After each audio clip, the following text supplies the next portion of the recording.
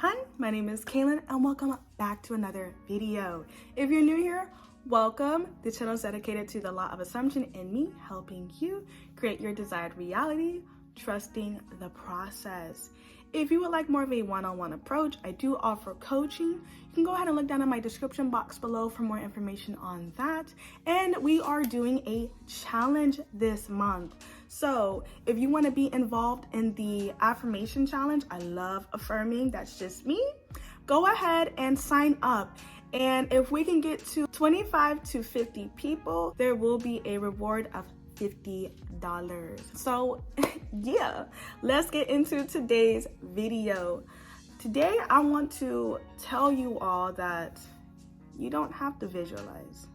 And let me explain. To those of you who are new to the law of assumption community, or you possibly came here by the inspiration of Neville Goddard, you understand that he was really big on visualizing. If you are someone who really can't, see things, like you can't see them, you can't touch them, like it's kind of foggy, that's okay. Do you know how normal that is? It's a skill that you do have to practice on if that is something that you would love to persist in. But I will tell you, you don't need to visualize in order to manifest. That is just a technique. Again, techniques are not what manifest. You're manifesting, they just help you believe. That's all that they are. Now, if you can't visualize, maybe you can hear somebody. Maybe you're really good at hearing people. Like, I know that in one of Neville Goddard's books, I forget which one, but if y'all know, go ahead and put it down in the comments below. But if you know what book he was referencing this, there was a woman who wasn't really good at visualizing. She just couldn't do it. She kept struggling. So Neville said, well, okay, what can you do? So he thought of something else for her, and they ended up doing let me hear you. I believe it's called the telephone technique. I don't personally like to use it because I can visualize just fine, but it works all the same now. It does work. I can hear somebody telling me something like, oh, let's say I want my friend to congratulate me on something, and I'm not gonna really hear my friend, me personally, they're not gonna say, oh, congratulations. That's not how my friend talks.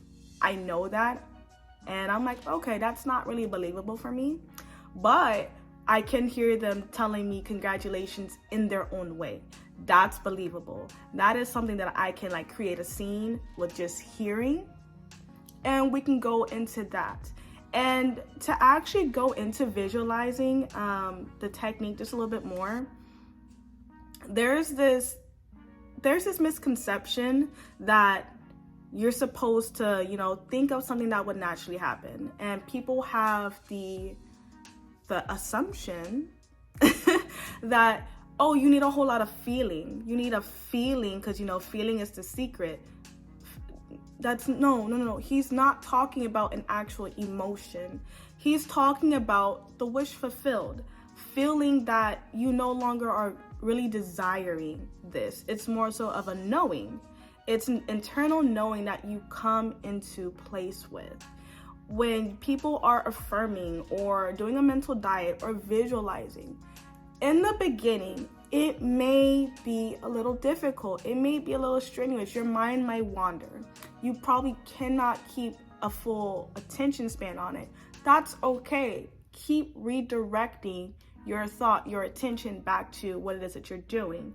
So when it comes to visualizing, let's say, like I said, a lot of people are saying it's a little foggy. That's okay. Your visualizations are not always going to be like how you touch things in 3D. Like that's not always the case. That's actually never the case, especially if you are just starting out. You may like to daydream.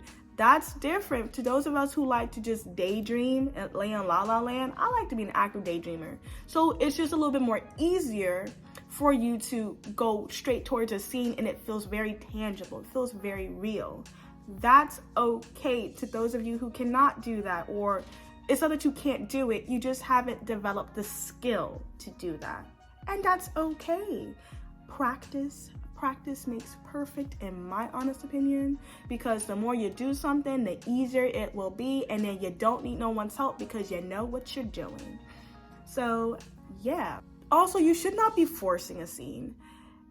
When I say forcing, that means the naturalness of it. So let's say, for example, you're trying to come up with a scene that you're having a hard time, but you can't seem to get like a good grasp on. Don't force something to happen. Let it naturally come to you. Like I say, take time. Think about what you would really be doing, what you would really be saying or feeling. If you know that you like to go to Walmart after work, why would you make yourself go to Starbucks? You see what I mean? Like, that's not a natural thing that you would do. Not saying you don't go to Starbucks, but what is something naturally that you would do on a day-to-day basis, especially if you had your manifestation? Don't make it hard. Don't add weird stuff to it just because you want to see how creative you are. Don't do that, especially if you know you're new to manifesting and you don't have a good concept of what you're doing yet. Test the law. Build up your faith. What are you naturally going to do? Me personally, if I'm going to go do something, I'm naturally going to go to home. I'm going to go to my house. I'm more prone to playing on my Switch, playing my video games. I'm more prone to doing that. Heck, watching stuff on my TV, on my phone. Hell, even talking to my SP. Like, that's a natural thing that I do. Naturally. So I don't have to force, what would I be doing? No. If I got my manifestation, 9 times out of 10, I'm either going to tell a really, really, really close person to me because I talk to them naturally often, or I'm going to just go do what I naturally do to, go about my day. What do I do all the time? That's what Neville means when he says, let it be natural to you. What's natural to me may not be natural to you. So if someone's saying, oh, well, I did this is what I did to visualize, and this was my end scene, and people try to take inspiration from that, I don't really like that, because again, what may be natural for them may not be natural for you. Maybe that's not something that you really go towards or you really believe that's possible for you. Don't make the process harder than what it needs to be, because the process is super simple. It really is. It's just overcomplication or overthinking what you should be doing. That's all that you're doing if you're doing it incorrectly. But with visualizing, don't force it. Don't make up a scenario that you saw someone else use, especially if you know that 9 times out of 10, you don't even believe that's possible for you yet. That's not natural. What would you naturally do? For those who want to be married, what would you naturally do? Not everybody wants to have a marriage ceremony. Not everybody wants to go on a honeymoon.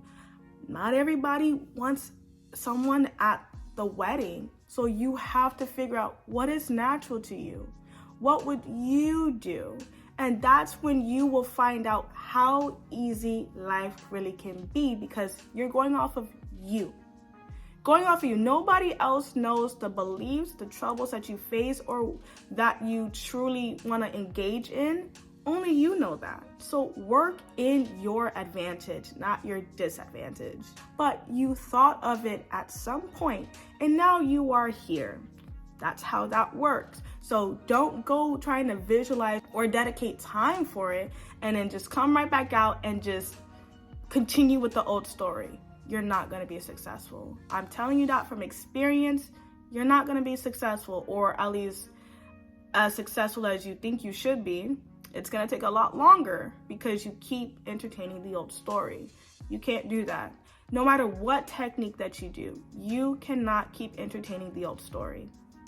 That's just a big no-no, and you're going to be really, really shocked and surprised, but you shouldn't be when you realize, why isn't it here yet? You shouldn't be thinking out 1, But 2, because you haven't been consistent. You haven't been doing the work. You've been half-assing the work. You've been wishy-washy with it. You cannot do that. You just cannot. You're not going to have a consistent success rate when you do this. It's just not going to work out. What you need to focus on too when it comes to visualizing is keeping your attention on what you want, not what you don't want. That's with anything. But again, why would you take all this time and dedicated attention just to come out of it and then go right back to all the BS that you don't like? And when I say all back to the BS, I'm not saying, like, what if this came up in my 3D reality? Okay, life is gonna go on. Nobody says it's gonna happen like that. And it might,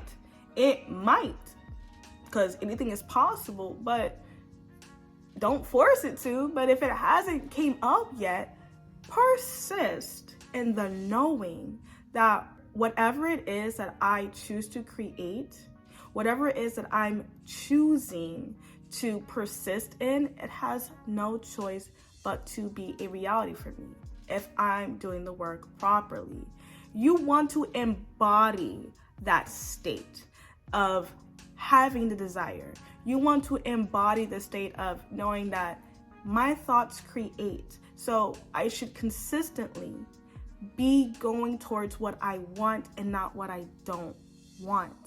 Be mindful of that. And the biggest thing is circumstances don't matter. Circumstances do not matter. That's like the biggest thing that I could really say. Because again, things are gonna happen. You don't know you're on a bridge of incidents until after the fact. Let's say the manifestation unfolds, but you were going through all these ups and downs, these twists, turns. That's just what was happening, right? You didn't know why it was happening because, again, you're thinking, well, this was my visualization. This was my consistent thought. This is what my attention was on. So why did X, Y, and Z happen? You don't know why it's happening. That's not your concern about how it happens. But once you're on that path and you're doing the work, you're consistent about holding your image to fruition, you're gonna realize once you finally get that manifestation, like, oh, this was a bridge of incident. If this didn't happen, then I wouldn't have been able to get to this. And this is how everything connects. You don't know you're on that path until everything is said and done. So circumstances do not matter. I already have a video on why circumstances do not matter. So if you need a refresher on that, go ahead and look at that video. But that is what I would recommend. That's how I go about visualizing, and this is what makes sense to me. I've made my mistakes. I have done things correctly. I have done things incorrectly. And with failure comes experience. With failure comes understanding of how did I do it right the first time? How did I do it right this time, that time? With this circumstance, how did I do this? It all comes down to I did not let the circumstance affect me. And that's how you need to be too. I'm glad that you clicked on this video. Go ahead, like, share, subscribe, and as always, happy manifesting.